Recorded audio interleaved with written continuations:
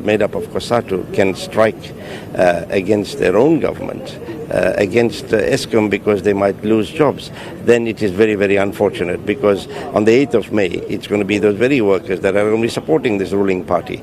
So I think we've got to put the needs of the country first, and Labour needs to be very, very serious, come to the table very, very seriously, and suggest ways of how we can resolve this problem with government and with business. Mr. Singh, thank you very much for your time. That's the Chief Whip of the IFP, Mr. Singh, also reacting to the President. We're now joined here by Mr. Mmusi Maimane, the leader of the Democratic Alliance. Mr. Maimane, the President has quite tried to clarify a whole lot of issues around Eskom. Are you satisfied? Well, I think the President is beholden to his party. That's why he's not going to act against unions. That's why he can't unbundle Eskom. You can't take an elephant, split it in three and hope it will work. You need to take that elephant, make it smaller, allow new players to come on board, independent power producers. It will ensure there's competition in pricing. It will make sure that consumers can get cheaper energy. Our plan says let's allow IPPs to come on board. Let's make sure that Labour understands that if we lose Eskom, we lose all people who are working.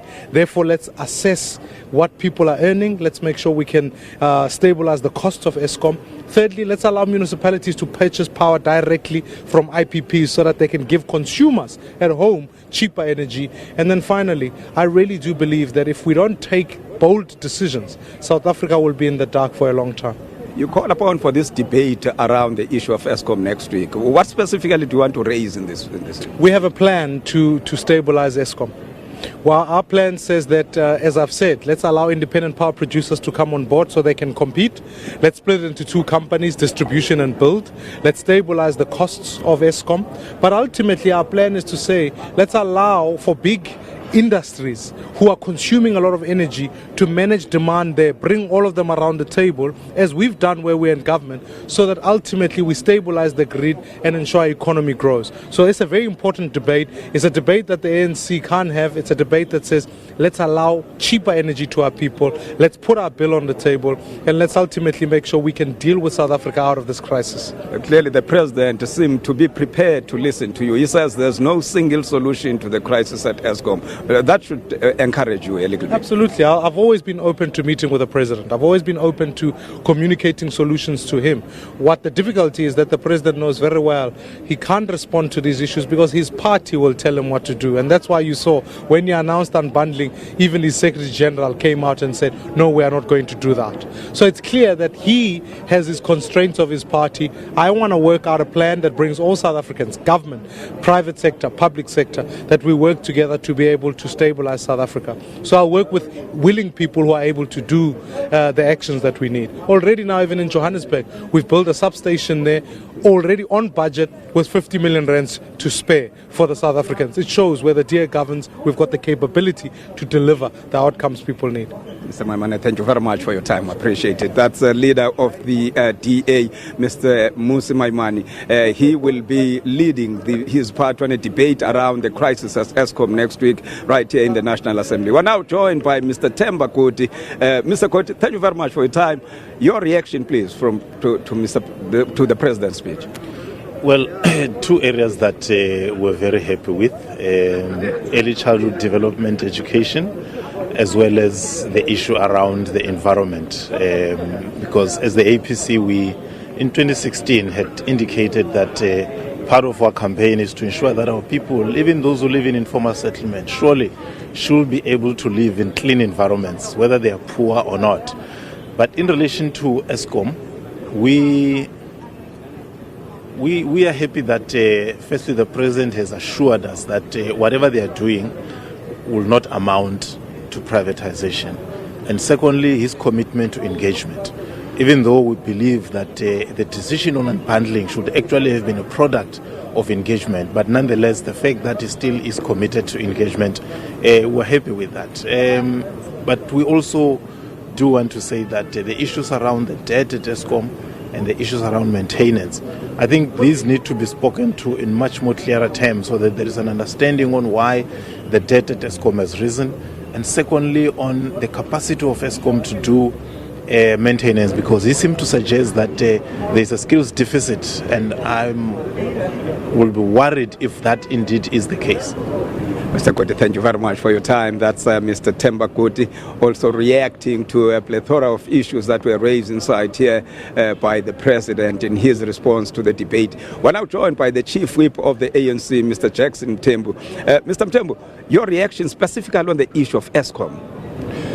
Of course, we have to fix Eskom in the interest of the country, in the interest of our economy, but in the interest of ensuring that we continue to attract foreign investment. Therefore, we agree with the President that we will engage with all necessary stakeholders on this matter, because we don't have a silver bullet in addressing this particular matter. But as ANC and ANC government, we have put a proposition on the table that we unbundle Eskom, so that we have got 3 entities under Eskom holding, which will still remain part of the state. No privatization whatsoever. So we are quite confident that this is a difficult matter, but engaging with all stakeholders, the unions, COSATU, and the professionals will be able to come with a solution to this vexing problem of Eskom. What do you say to this general view here that the main opposition to this restructuring is within the ANC itself and its alliance partners? Well, of course, the President was clear that we need to consult more, particularly with our alliance partners, as represented by COSATU and other unions.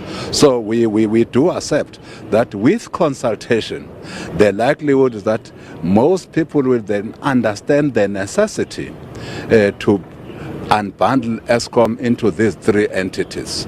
But again, a lot of people are saying we are privatizing, including some within our ranks, including some in our alliance partners, because I think there hasn't been proper engagement with everybody. We agree with the President on that.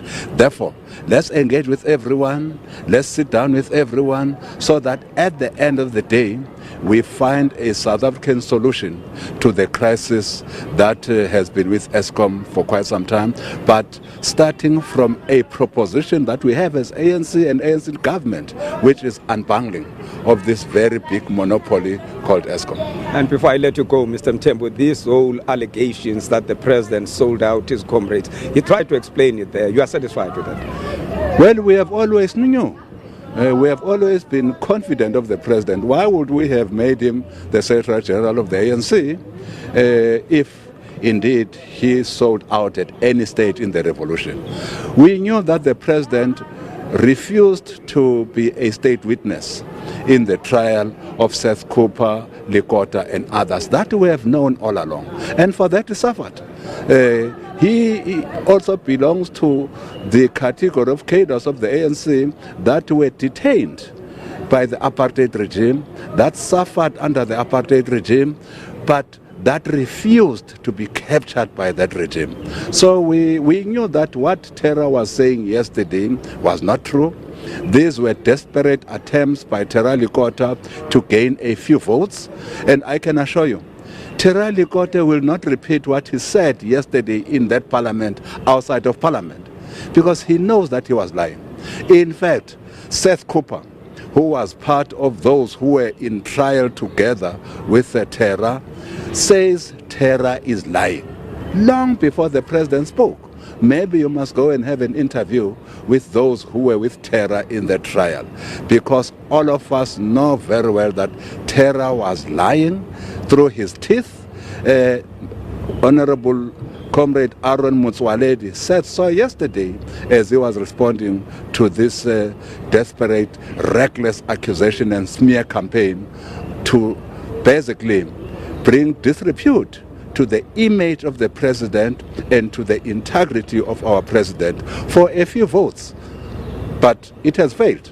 The President was able to respond to this, a response that the ANC has always known. We know our leaders by their stature, by the effort they have made in the struggle for our liberation. Cyril Ramaphosa is one of those who have made serious strides and serious sacrifices for us to be where we are today.